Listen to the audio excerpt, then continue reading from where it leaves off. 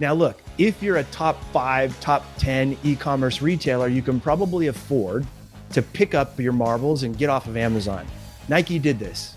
They have an amazing brand. They have amazing traffic to their .com.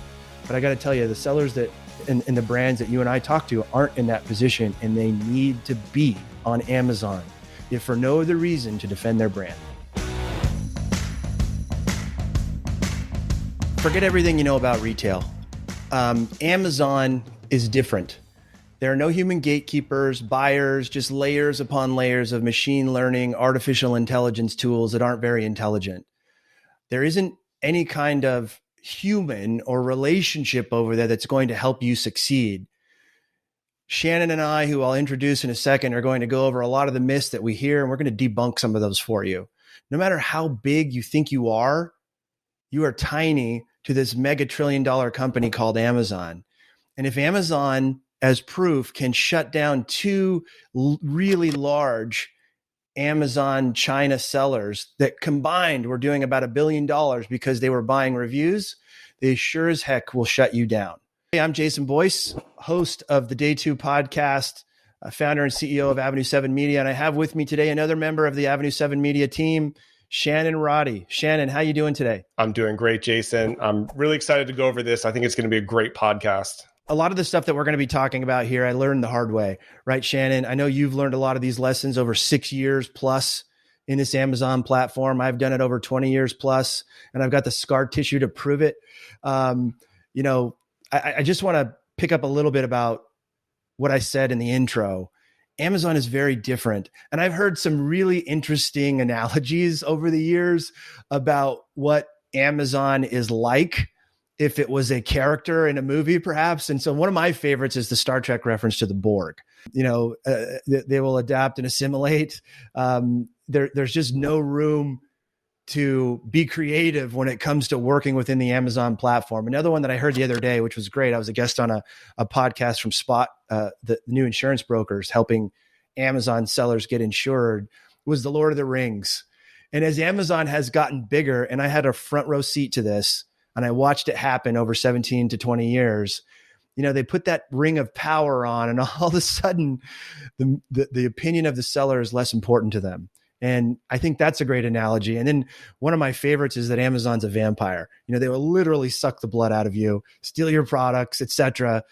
But at the same time, they own more than half of the online market share. So you have to be there. And so, look, when Amazon says jump, you should say how high. And that's how it works. When Amazon asks you to communicate to them, you must speak Amazon and do this in a way that they can take it in and understand and be in a position to help you. And it's just the reality, Shannon. I know you've got your own experiences, but that's been my experience, over the last 20 years. Well, you know what they say, if power corrupts, absolute power absolutely corrupts, but it also absolutely rocks. Depending on whose seat you're in.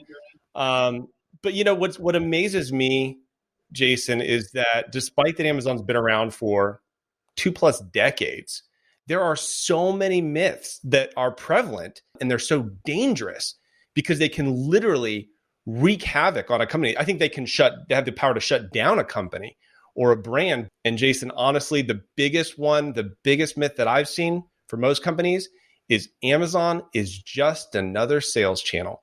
Why? Oh, yeah. Why is that a myth? I mean, break that down for us. Why is that so dangerous for companies to believe? Shannon, I hear this at least once or twice a week, not a month, a week. Oh, I'm a brand. I've been selling to a distributor network, or I've been wholesaling my products to retailers or other users of my product for the last 30 years. I want to be on Amazon, so I'm going to find a person, a sales rep, who knows everything there is to know about Amazon. And I'm going to hire that person. They're going to talk to Amazon human beings and help me win and succeed on the platform.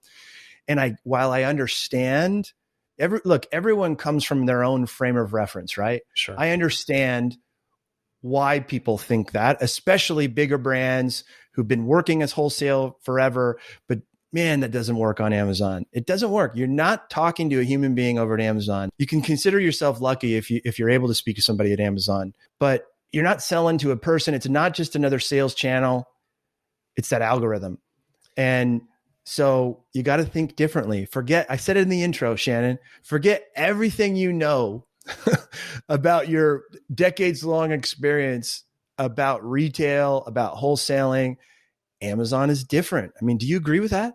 Yeah. And one of the things that I've seen that's so interesting, Jason, is there's an inverse relationship. Usually we think the bigger company wins, the bigger company dominates. In the case that I've seen, smaller businesses and smaller brands are faster to adapt, and the bigger brands tend to be the biggest laggards and just falling way behind.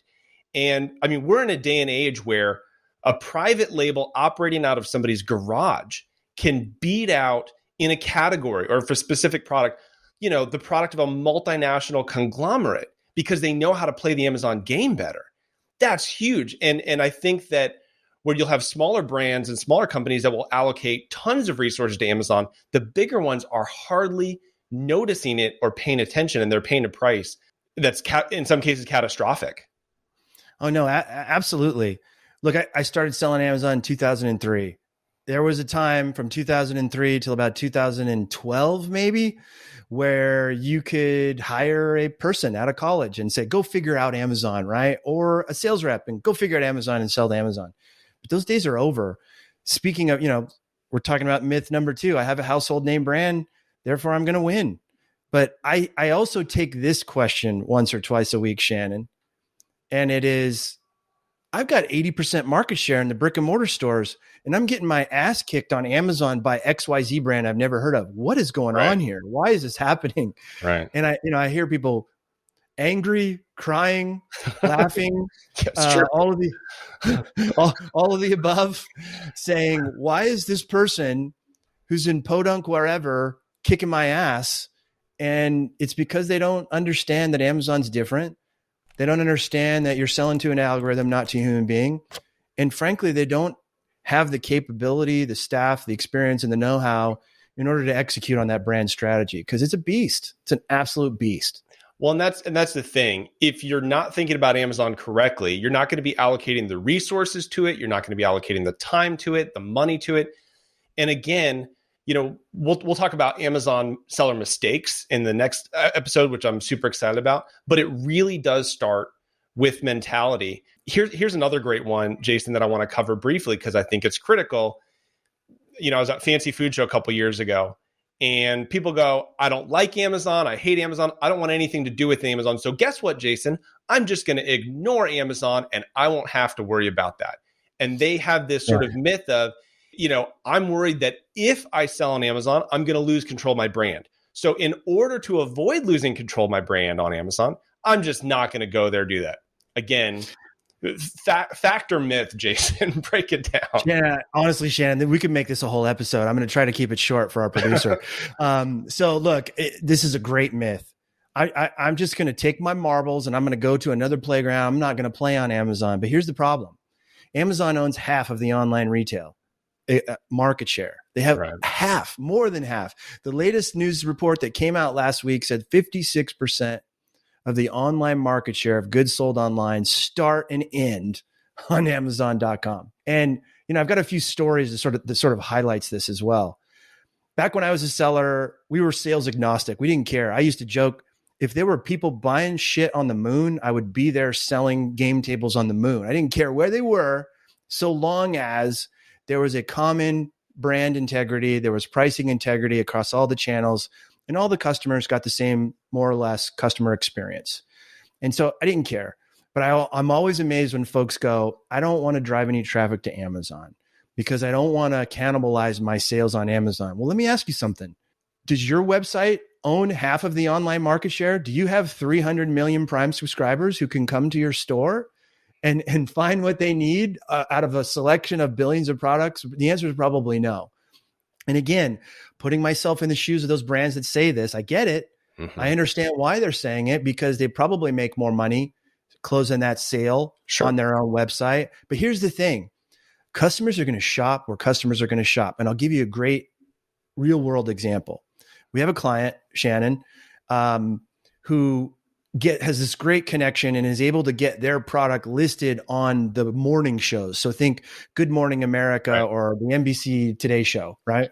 And, I remember in passing, we had our monthly meeting or biweekly meeting, whatever it was. And they said, oh yeah, we're going to be on the Good Morning America show. And there's going to be a 50% discount on Shop America or whatever their website is when people see daily deals and stuff that they run. Yeah. And I said, how soon is this happening? They're like, next week. I'm like, we need to send more inventory yesterday. We need to get inventory on Amazon. We're like, no, Jason, you don't understand. We're not discounting it on Amazon. We're not doing a discount price. I said, I don't care. We need to triple, quadruple our inventory. And they're like, no, this is ridiculous. Everyone's going to go to the Good Morning America's website and buy this for 50% off. And to their point, to their credit, they sold a lot of stuff through that website at half off. But guess what happened? By 10 a.m., the day of 10 a.m. Pacific time, the day of that airing on Good Morning America, they were out of stock. They ran out of stock. And why is that? People are sitting on their couch. They've got their Prime app on their phone. No one walks away from their phone for more than 5 minutes without an anxiety attack in today's day and age. And they're like, you know what?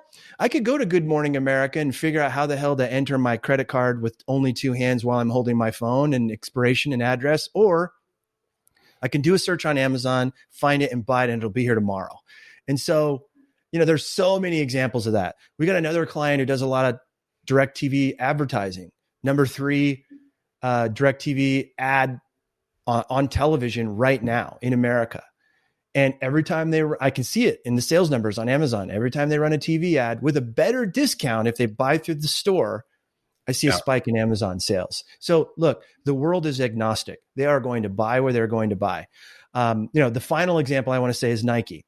Now, look, if you're a top 5, top 10 e-commerce retailer, you can probably afford to pick up your marbles and get off of Amazon. Nike did this. Right. Nike was pissed at Amazon and they said, we're taking our listings off. You can't sell Nike stuff on Amazon.com anymore. But guess what? Go to Amazon.com right now and do a search for Nike shoes. There's 35,000 listings available and they look like crap.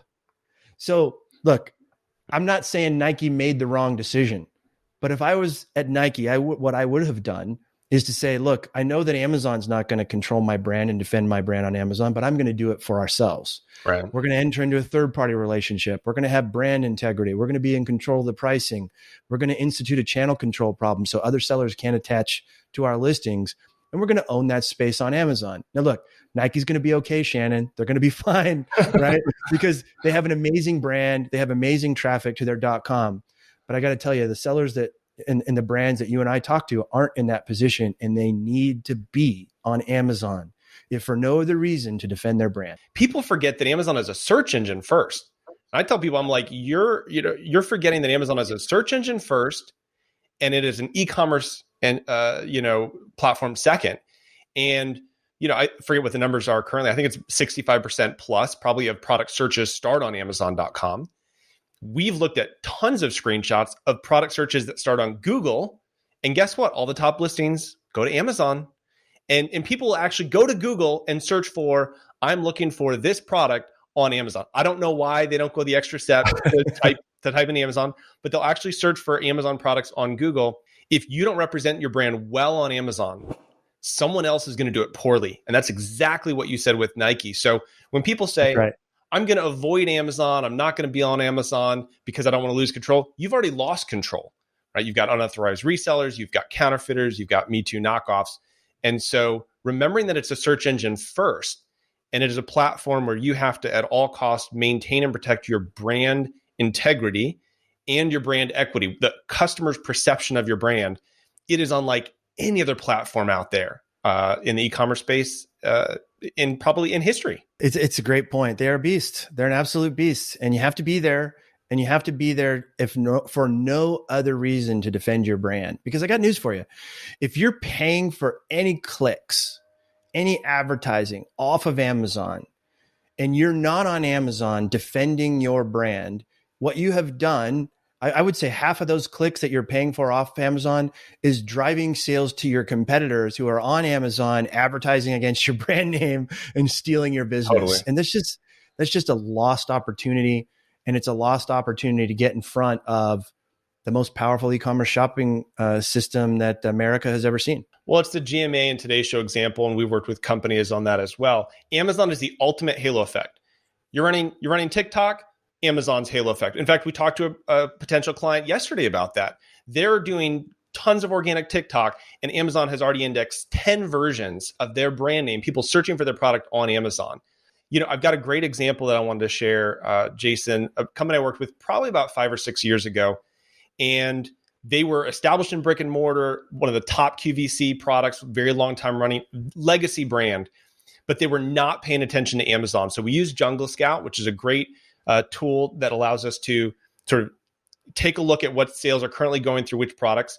We discovered that $15,000 to $20,000 a month were going through Amazon for their brand name, and it was all going to unauthorized resellers that were not sending in quality products. The listings looked like crap. They weren't doing customer service, or counterfeits that were using their trademark brand name in their listings, and people thought they were getting that product. And it completely was devaluing their brand name. What was so great, and I could do this, 5 years ago. I was able to clean it up. We kicked off 135 resellers, shut down 40 plus counterfeits. We took that brand from 0 to 1 million in less than 1 year, simply by owning and controlling the platform. If we'd have walked away and ignored it longer, never would have had that. And that company just had a phenomenal exit. And they would not have had that if they did not have the incredible sales that they did by owning the Amazon platform. Yeah, it's a great point. If you're not there defending your brand, just to your great example here, Shannon, not only is it going to hurt your brand on Amazon, it's going to hurt your brand off of Amazon. And that valuation that you want to get to so that you can, go spend a year on the beach after you sell your brand and recover from being an Amazon seller, you're not going to be able to get peak valuation if you're not playing defense and you're not protecting that brand integrity. I think it's a great example. We see it every day. So, okay, we've got this big beast called Amazon. Jason and Shannon are telling you guys, you got to be there. You got to be there. If you're not there and you have a brand, you're losing lost opportunity. You're probably opening the door to let your brand be degraded, which is bad, especially if you are looking for an exit. When those sellers, brands come to us with these myths here, there's a couple of things that you can do. And number one, if we achieve one thing today, Shannon, what I want to achieve is to help gain awareness to this problem, right? Absolutely. Awareness is the first step, as they talk about, right? In some of those 7-step programs. No comment. And look, it's really important knowing what you're getting into, setting aside what your frame of reference is and acknowledging that Amazon is different. And I don't know what I don't know, but I need to find out is really, really important. 100%. I think, look, if we've done anything today, hopefully we can say that we've accomplished that by sharing with our listeners. The next thing is, and we talked about this a little bit, is you need to know the language.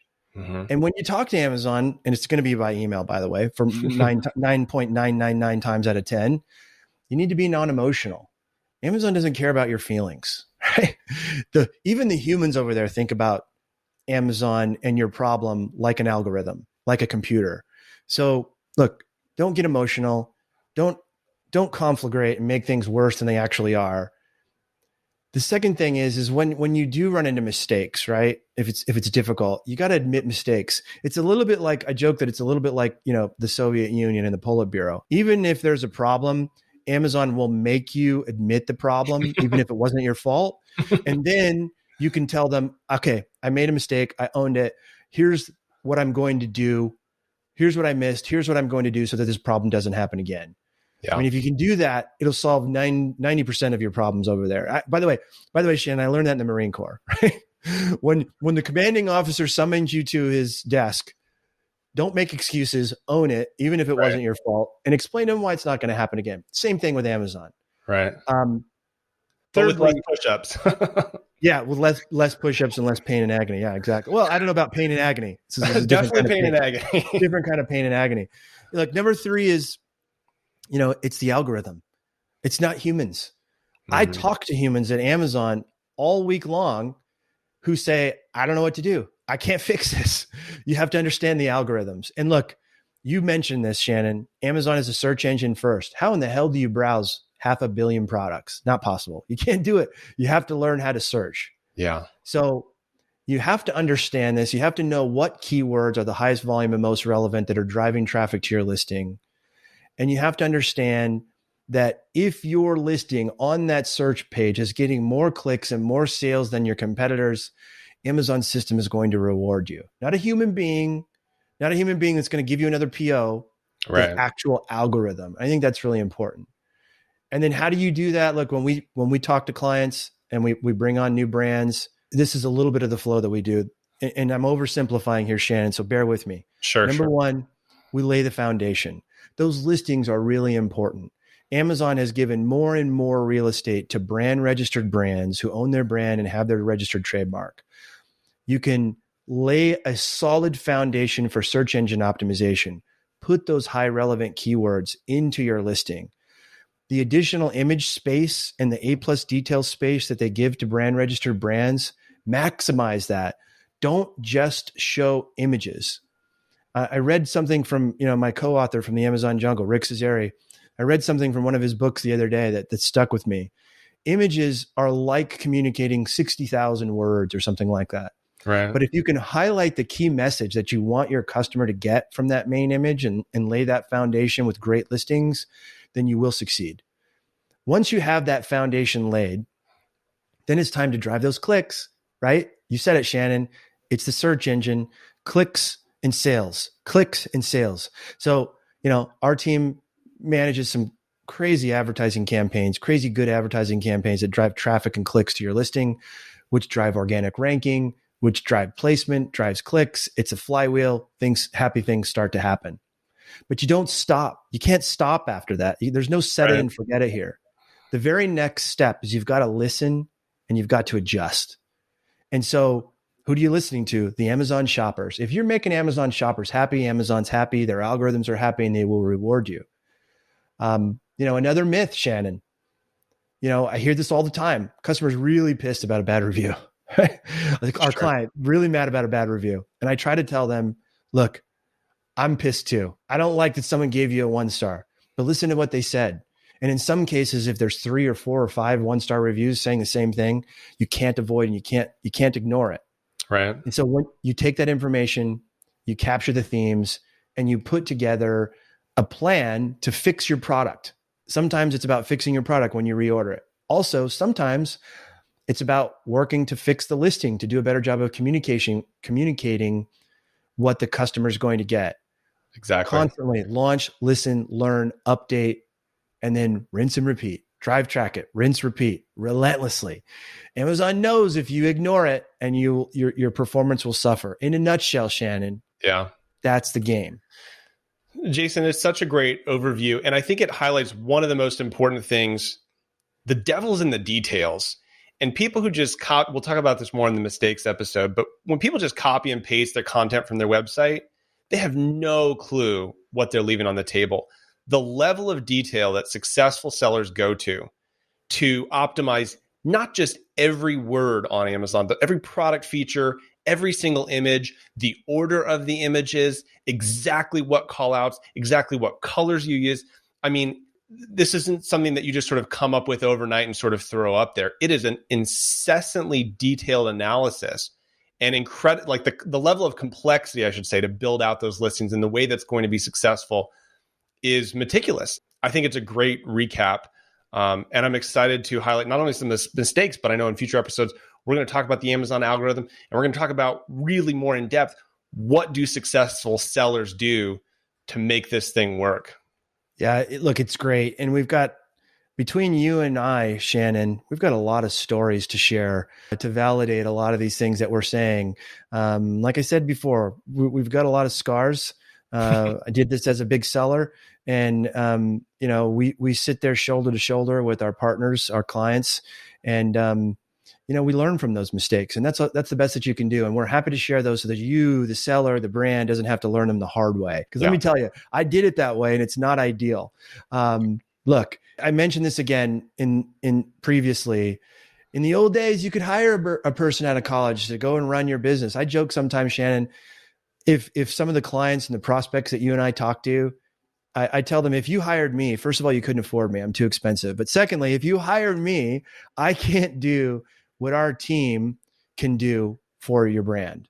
9 to 10 different departments, managing an expertise in those specific verticals are what's required to succeed on Amazon today. So Jason, one of the other myths that I hear, the last one that's really, really significant, and I hear all the time, is Amazon doesn't work, right? They know it's working for somebody, but they're like, it doesn't work for me, so I'm not going to waste my time. Give me an example of why that's not true. Gosh, that's such a great point, Shannon. At some point, these brands, not having been able to figure out how Amazon works, not understanding the algorithm, not understanding the things that we've been, going through on this episode, come to me in exasperation and say, look, if you can't help us, we're just going to give up, right? And I think it's a rational statement based on the pain and agony that they've suffered. Let me give you an example. You asked for one, and here comes Shannon. So a pet cleaning supplies company out of the Northeast. I absolutely love these guys. And they make a best-in-class cleaning solution product. And they came to us with a product that was an amazing product that had no branding. It was commodity. Their listing looked a little bit like a factory spec sheet, right? And, I can say that about these guys because I did that in my early days on Amazon as well. But the listing kept getting taken down. And they would get it up. They'd have sales for 5 days, and it would get taken down again. And it was a nightmare. Now, this thing kills germs, all kinds of really bad, nasty stuff. And they have an EPA registration proving it. They have a document and certification where they can make those claims. But the artificial intelligence bots that, again, aren't very intelligent, didn't recognize it, didn't read it, and kept taking their listing down again and again and again. It took our team about 30 to 90 days. Well, it took us 90 days before it was up for good. But our team, our amazing compliance team, created email escalations to all the right people at Amazon repeatedly, again and again, explaining the story. We laid the foundation with great listings, showing a branded product, talking and touting the benefits of the product. And then Amazon finally helped us, and they finally got to the bottom of why this listing was getting taken down. These guys that were doing a few thousand in sales a month are now a 7-figure seller and growing. And, it's a great example. They just didn't know the language. They just didn't have the scar tissue or the learnings in order to get them over the hump. They came to us, and they're one of my favorite clients, honestly. Jason, that reminds me of one of my favorite sayings is that smart people learn from their mistakes, but wise people learn from other people's mistakes. And gosh, Shannon, I hope our followers are wise people. Please learn from our mistakes. I do not want them to suffer like we have.